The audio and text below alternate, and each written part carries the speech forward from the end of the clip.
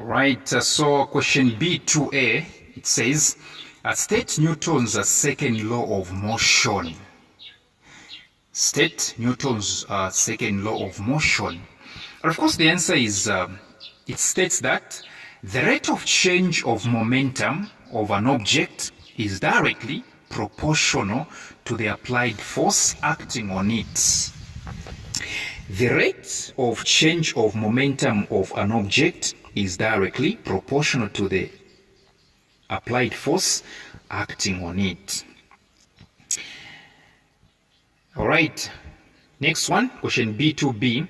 A block of mass 500 grams is pulled from rest on a horizontal frictionless bench by a horizontal force F and attains a velocity of 8 meters per second in 2 seconds.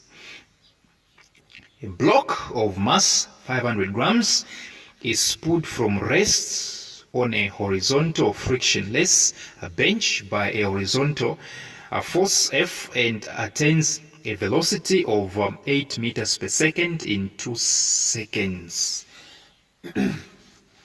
If you check very well, in this question, we have initial velocity, which is 0, because they're saying from rest. If you check very well, we have the final velocity, final speed, which is 8 meters per second, and the time is 2 seconds, if you check very well. Question B1, they're saying, calculate uniform acceleration of the block. Uniform acceleration of the block.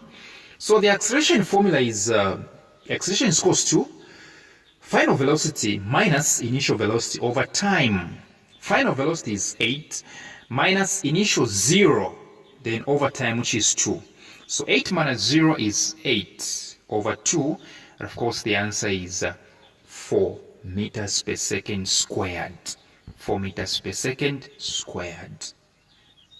B2, they are saying find the value of the force F. The value of the force F. All right. So I think we know the formula of force. Force is equals to mass times acceleration. Acceleration. Force is equals to mass times acceleration. And mass, we were given 500 grams. Acceleration, we are from answering it. We are from answering acceleration. And we found it to be 4 meters per second squared. But take note of this. The mass is 500 grams. The units there, as you can see, grams. Now, in physics, the units for mass should not be grams unless you are dealing with density. So here you have to convert 500 grams, take it into kilograms. How do you do that?